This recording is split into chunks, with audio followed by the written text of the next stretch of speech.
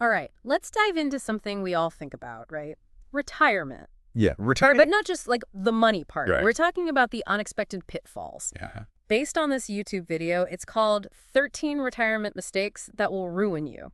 Okay. And it's from a channel called Retirement Transformed. Retirement Transformed is a good one. Yeah, and the hosts are a couple. Okay. They've been retired for 5 years. 5 years in. Wow. And they've learned a lot, let's just say. That's But right. they said they thought retirement would be, super chill, relaxing. Right, like travel the world. Yeah, tons of socializing. Exactly. But it didn't really turn out that way. No. What happened? Well, they said it was kind of a tailspin.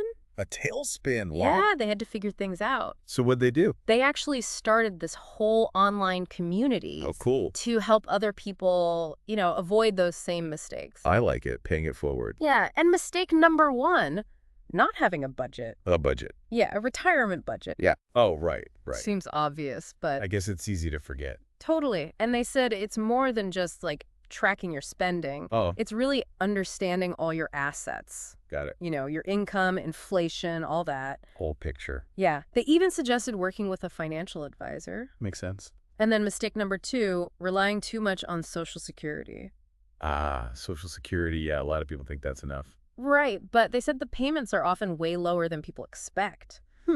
Interesting. And they talked about this thing called delayed retirement credits. Delayed retirement credit. Yeah, where you wait until age 70 to get bigger monthly payments. Oh, I see. So it's all about being strategic with Social Security. Right, not just assuming it's a magic solution. Exactly. And they also talked about finding other income sources in retirement.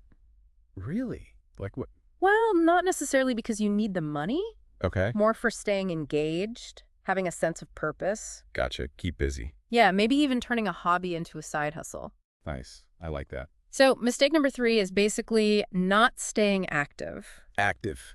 Physically? Well, physically and mentally. Oh, okay. They admitted they got a little lazy early on, Uh-huh. and it led to some health issues. Oh, no. But now they're all about exercise. They exercise every day. Good for them. They said it's good for the body and the mind. Totally, I've heard that. And they actually made friends at the gym. That's awesome. Yeah, so it's kind of a triple win. Triple win. I like it. Now, mistake number 4 is about healthcare costs. Healthcare costs. Yeah, planning for them. Okay, that's a big one. Right. They said Medicare is helpful, Right. but it doesn't cover everything. I see. You got to think about things like prescription drugs. Yeah, those can get expensive. Exactly. And they talked about long-term care insurance. Long-term care insurance. Yeah, it helps cover assisted living or in-home care. Okay, and they use it for their parents, they said. They did, so I guess it's about being prepared for those unexpected expenses. Yeah, makes sense. Now, mistake number 5, this one's scary. Underestimating the cost of long-term care itself. Oh, wow. They said it can be hundreds of thousands of dollars per year. Per year. Yeah, depending on the level of care you need. Yikes. So what do you do if you can't afford that? Yeah. What are the options? They talked about family caregiving being the most affordable, Okay. but it comes with its own challenges. Yeah, I can imagine. They said it's important to have open conversations with your family. Right, set expectations and boundaries. And they also talked about assisted living facilities, Sure. but they admitted it's a complex issue, no easy answers. No easy answers, that's for sure. Okay, so moving on to mistake number 6. All right. This one's called not downsizing or simplifying. Downsizing. I struggle with this one personally, I get it. It's hard to let go of stuff. but they made some good points about the benefits. Like what? Well, you could free up cash by selling a larger home, Right. lower maintenance costs. Yeah. And they even talked about that mental piece from decluttering. Oh, interesting. So it's about finding what works for you. Makes sense. Now, this next one really hit me hard. Right. It's mistake number 7, neglecting your mental health. Mental health, yeah, that's so important. And they shared this statistic in the video. Uh-huh. The highest suicide rate in the U.S. is among men over 65. Wow, I didn't realize. It's a sobering thought. Yeah, it is. So what can we do to protect our mental well-being in retirement? Good question. Well, they emphasized staying socially connected, No. doing things that bring you joy, Yeah. and seeking professional help if you need it. Right. They said loneliness is like smoking 15 cigarettes a day. Seriously. Yeah, that's how bad it is for your health. Wow, I had no idea. They also mentioned mindfulness and meditation. Meditation, yeah. Have you ever tried that? I've tried, but I'm not very good at it. They said even a few minutes a day can help. Might be worth another shot. And there are those guided meditation apps, too. Right, right. I've heard those. Okay, on to mistake number 8, overcommitting to family. Family, oh boy. I know, right? It's easy to want to help everyone, Total. but they learned the hard way.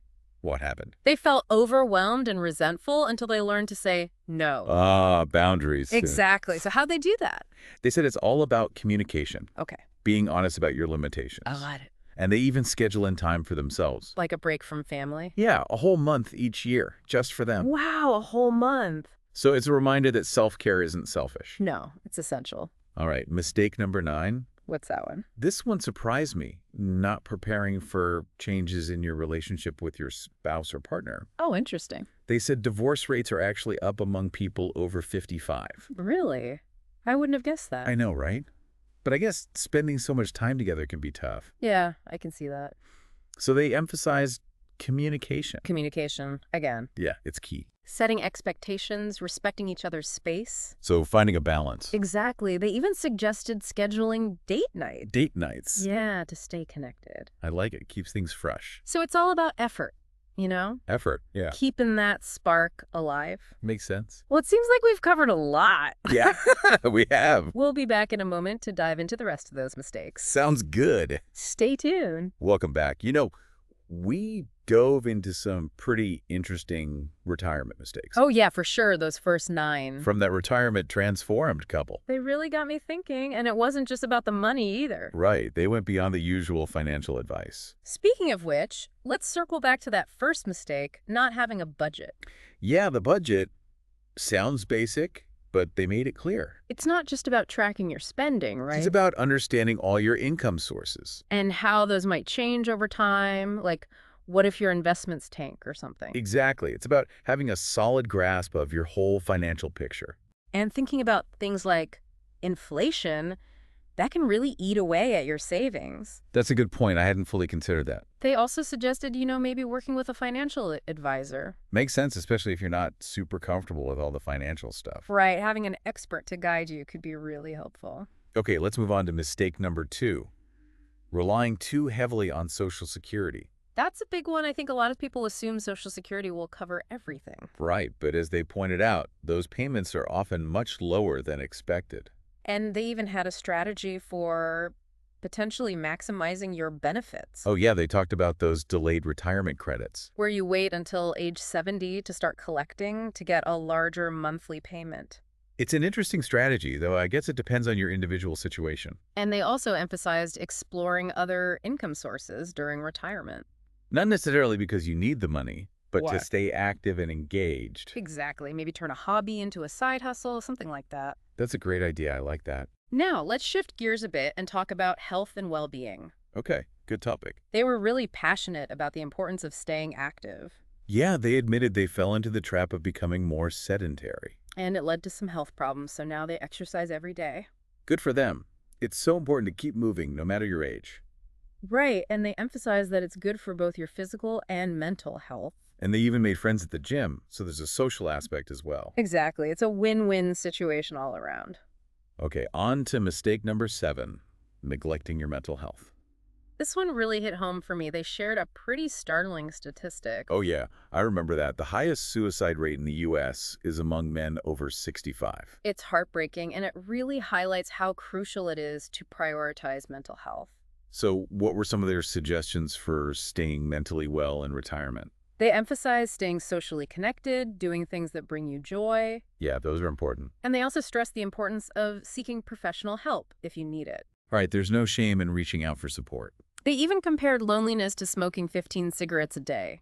Wow, that puts it into perspective. So those social connections, they really matter. They also talked about mindfulness and meditation for stress reduction. I've always wanted to try meditation. Do you have any experience with that? I've tried it a few times, but I haven't really stuck with it. They suggested starting with short sessions, just 5 or 10 minutes a day, Maybe that's the key, starting small. and finding a quiet space where you can focus on your breath. That's worth a shot, I guess. Okay, on to mistake number 8, overcommitting to family obligations. Oh, yeah. This is a tough one, trying to balance family and personal time. Especially when you have a large family like the couple in the video. They shared some stories about feeling overwhelmed and even resentful. Yeah, until they finally learned to set some boundaries. It's hard to say no to family sometimes, but it's important. They said the key is open communication, being honest about your limits. And making time for yourself, even scheduling it in if you have to.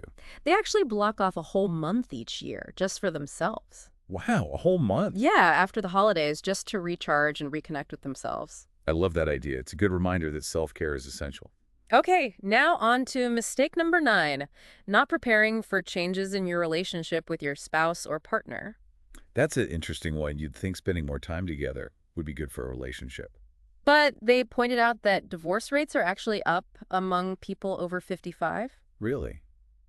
That's surprising. I know, but I guess retirement represents a major shift in dynamics. Yeah, you're no longer working, your roles might change, it's a big adjustment. So they emphasize the importance of communication, setting clear expectations. And respecting each other's space, even if you're spending more time together overall. They even suggested scheduling regular date nights to keep that connection strong. That's a great idea. It's easy to let those things slip when you're retired. Right. But it's important to make an effort, just like you did when you were dating. It's all about maintaining that spark, that sense of excitement. Okay, let's move on to mistake number 10, not staying socially active. Oh, we touched on this before, the importance of social connections. Yeah, but it's worth reiterating, especially since you lose that built-in network from your workplace. So how do they suggest staying socially engaged in retirement? They had a whole bunch of ideas, joining clubs, exploring hobbies, volunteering. Yeah, those are all great options. And they also talked about group travel, something I've always wanted to try. It's about finding activities you enjoy and connecting with people who share your interests. And don't be afraid to try something new. Push yourself a little. Retirement is a great time to explore new things. Okay, mistake number 11, failing to reassess your investments. Investments, yeah, that's an important one. It's easy to think your investment strategy should stay the same once you retire. But they made a good point. Your financial goals and priorities might change. And your risk tolerance might shift as well now that you're no longer earning a steady income. They recommended reviewing your portfolio regularly and adjusting as needed. And of course, they suggested working with a financial planner to get expert advice. Makes sense, especially when it comes to complex financial decisions. Now let's tackle a topic that a lot of people avoid. Mistake number 12, not thinking about your legacy. Legacy, yeah, that can be a tough one to think about. But they framed it in a positive light, focusing on living a life of purpose and meaning. Right, it's not just about the stuff you leave behind, but the impact you have on the world. And they also address the practical side, like having a will and discussing inheritance plans with your family. It's about taking control of your legacy and ensuring your wishes are respected.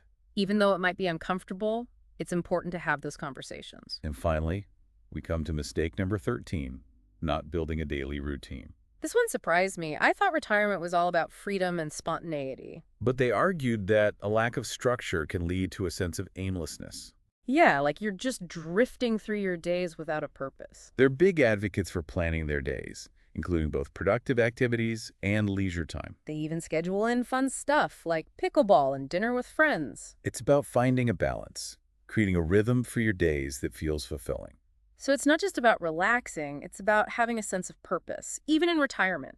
I like that it's a good reminder that retirement doesn't have to mean slowing down. Okay, so we've revisited some key mistakes and gleaned some valuable insights. It's been a really thought-provoking discussion. I've learned a lot. Well, we've reached another natural stopping point, but we'll be back in just a moment. To wrap things up and leave you with a final thought to ponder. Stay with us. Wow, we covered a lot in this deep dive, I gotta say. I'm kind of rethinking my own retirement plans now. Yeah, me too. It's definitely given me a lot to think about. All those potential pitfalls, some of them I never would have even considered. It's easy to get caught up in the excitement of retirement and overlook the practical stuff. Exactly, like creating a budget. Who wants to think about that when you're picturing yourself on a beach somewhere? Right, but as those folks pointed out, it's crucial to have a solid financial plan. And to think about your health, your relationships, all those things that contribute to a truly fulfilling retirement. They really emphasize the importance of staying active, both physically and mentally. And those social connections, wow, they made a strong case for nurturing those relationships. It's so easy to become isolated, especially as we age. So making that effort to connect with others is key. And they also talked about the importance of self-care, setting boundaries, and making time for things you enjoy. Right, retirement shouldn't be about running yourself ragged trying to please everyone else. It's about finding that balance between giving and receiving, between supporting others and taking care of yourself. I think one of the biggest takeaways for me was the power of intentionality. Oh, I like that. It's about actively creating the retirement you want, not just letting it happen to you. Exactly. It's about having a vision and taking steps to make that vision a reality. And that vision can evolve over time. It doesn't have to be set in stone. Right. Retirement is a journey, not a destination. And like any journey, there will be twists and turns along the way. So, as we wrap up this deep dive, we want to leave you with a final thought provoking question. If you could design your ideal retirement, what would it look like? What would you do with your time? Who would you spend it with? What impact would you want to have on the world? Take some time to really reflect on these questions. The answers might surprise you. And who knows, they might even spark a new path for your retirement journey. Thanks for joining us for another deep dive. We'll see you next time. Until then, happy planning.